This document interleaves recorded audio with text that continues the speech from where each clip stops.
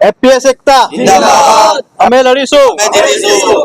અમારી માંગે પૂરી કરો, हमारी मांगे પૂરી કરો, एफपीएस एकता जिंदाबाद। एफपीएस एकता जिंदाबाद। ઝઘડિયામાં પડતર માંગણીઓને લઈને આવેદનપત્ર 1 નવેમ્બરથી અનાજ વિતરણ બંધ, સસ્તા અનાજની દુકાનના સંચાલકો હડતાલના મૂડમાં।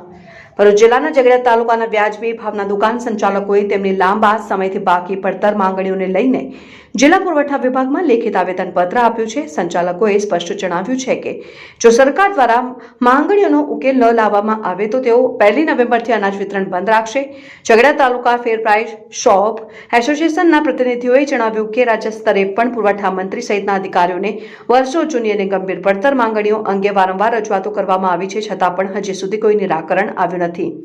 મુખ્ય માંગણીઓમાં સમાવેશ કમિશન દરમાં વધારો કરવો, ઈ પ્રોફાઇલમાં તકેદારી સહાયકોનો ઉમેરો, સિંગલ ફિંગરપ્રિન્ટથી 2 બિલ ન બને તે માટે સુધારણા, સમિતિના સભ્યોના 80% બાયોમેટ્રિક વેરિફિકેશનનો પરિપત્ર રદ કરવો, સમયસર મિશન ચૂકવણી, ટેકનિકલ અને વહીવટી પ્રશ્નોનો તાત્કાલિક ઉકેલ, સંયુક્ત સંગઠનો all Gujarat fair price shop association તથા Gujarat fair price shops and kerosene licence holders association દ્વારા ચેતવણી આપવામાં આવી છે કે જો તાત્કાલિક પગલાં ન લેવાય તો ગાંધીજીના માર્ગે આંદોલન શરૂ કરાશે। સંસ્થાના પ્રતિનિધિઓએ વધુમાં જણાવ્યું કે એપ્રિલ મહિનાથી કેન્દ્ર સરકારનું કમિશન અમને મળ્યું નથી। નાની દુકાનવાળાને 20,000 રૂપિયાનું કમિશન નક્કી કરવામાં આવ્યું છે, પરંતુ 97% કામગીરી થયા બાદ જ ચૂકવણી મળે છે। અમારું કહેવું છે કે 90% કામગીરી પછી પણ પૂરું કમિશન મળવું જોઈએ। સાથે જ સહાયક ઓપરેટર માટે ફિંગરપ્રિન્ટ અથવા ઓટીપી આધારિત વિકલ્પ ઉપલબ્ધ કરવો જોઈએ। અબ્દુલ રૌફ ખત્રી, ઉમલ્લા। રાજ્ય એફપીએસ દ્વારા બંને યુનિયનના પ્રમુખ શ્રી પ્રહલાદ સાહેબ મોદી સાહેબ ને બીજા યુનિયનના પ્રમુખ રાજભા દ્વારા અસહકાર આંદોલન, ગુજરાત વ્યાપી અસહકાર આંદોલનની શરૂઆત થઈ જઈ રહી છે। 1 નવેમ્બર 2025થી આ આંદોલનની શરૂઆત થાય છે। એના ભાગરૂપે ભરૂચ જિલ્લો અને ઝઘડિયા તાલુકો આ અસહકાર આંદોલનમાં જોડાવા માટે આવેદનપત્ર લઈને આપ સાહેબ પાસે આવ્યા હતા અને આ અસહકાર આંદોલન 1 તારીખથી અમારું ચાલુ થશે। અમારી મુખ્ય માંગણીઓ છે 300 રૂપિયા ક્વિન્ટલ દીઠ કમિશન વધવું જોઈએ, જે 4 વર્ષથી છેલ્લા વધ્યું નથી। ઓછામાં ઓછું મિનિમમ નાની દુકાનો માટેનું 30,000 રૂપિયા આપણે માસિક વેતન થાય। અમારા સહયોગીનો એક થમ્પ ઇમ્પ્રેશન અમારા સાથે હોવી જોઈએ, કાં તો પછી ઓટીપીની સિસ્ટમ હોવી જોઈએ, જેનાથી અમારી દુકાનદાર બીમાર પડે કાં તો બહાર જવાનું થાય તો બીજો સહાયક એ થમ્પ ઇમ્પ્રેશનથી દુકાન ચલાવી શકે। અને 5મી માંગ છે અમારી કે તકેદારી સમિતિની અંદર 8 જણના સભ્ય થમ્પ ઇમ્પ્રેશનથી માલ ઉતારવો। જો સરકારની અંદર જીપીએસથી જો ટેમ્પો નીકળતો હોય ગોડાઉનથી દુકાન સુધી, દરેક અધિકારી જોઈ શકતા હોય તે જગ્યા પર ઉતારવા માટે 8 સભ્યને અમે કઈ રીતે ઊભા રાખીએ? શિક્ષક છે, સરપંચ છે, એ અશક્ય છે અને એ જીઆર નાબૂદ થવો જોઈએ।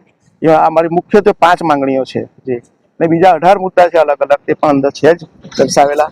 આ લડત જ્યાં સુધી અમારા રાજ્યવ્યાપી એસોસિએશન જ્યાં સુધી એલાન ના કરે પૂર્ણતાનો, ત્યાં સુધી અમારી લડતમાં સહયોગી અસહકાર આંદોલનમાં અમે જોડાશું।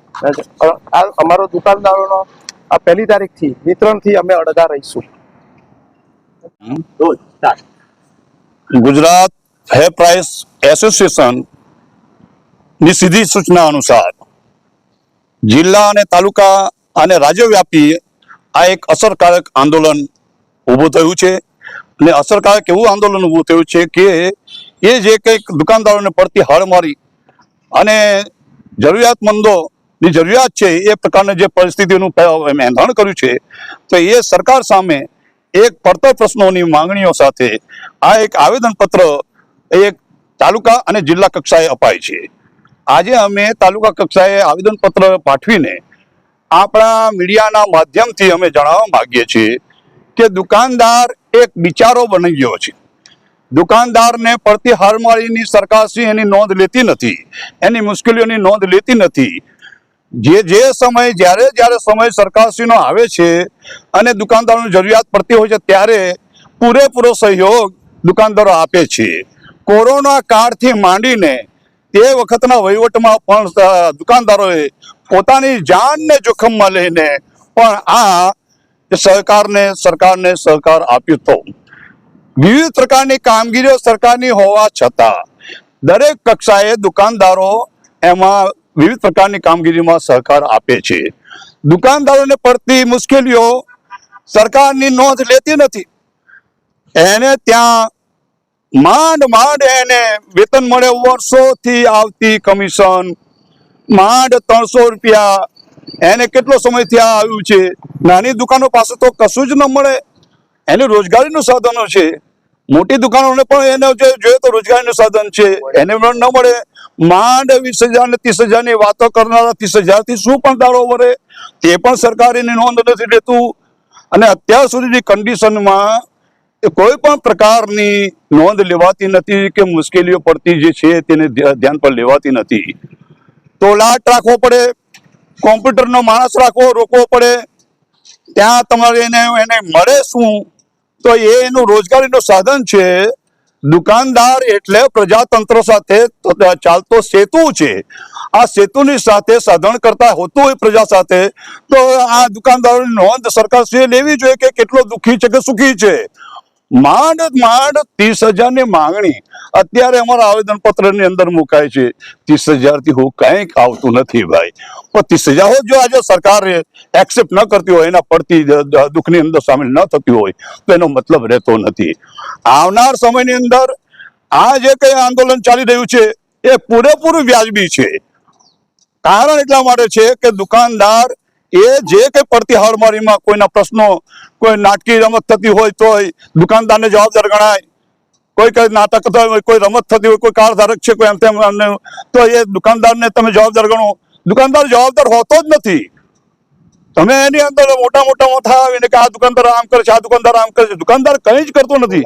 દુકાનદાર સારું કરે છે. જેથી કરીને હું મારું નિવેદન છે ટૂંકમાં બોલી નાખીશ કે આ જે ચાલતી જે પ્રક્રિયા છે કે 300 પ્રતિ ક્વિન્ટલે 300 રૂપિયા અને 30,000 મિનિમમ, આ જે માંગણીઓ છે એ માંગણીઓ અમારી સંતોષાવી જોઈએ. અને પડતર પ્રશ્નોની અંદર જેટલા મુદ્દા છે એ માંગણીઓ અમારી સંતોષાવી જોઈએ. અને આવનાર પરિસ્થિતિમાં આ જો માંગણીઓ પૂર્ણ ન કરે તો અમે સહકારમાં અમે સામેલ છીએ. એ ગુજરાત એસોસિએશન જે ચાલી રહ્યું છે પરફેક્ટ, એમાં સામેલ રહીશું. અને અસહકારની લડતમાં અમારો ભાગ હશે એમ અમે આજે જાહેર કરીએ છીએ. અસ્તુ.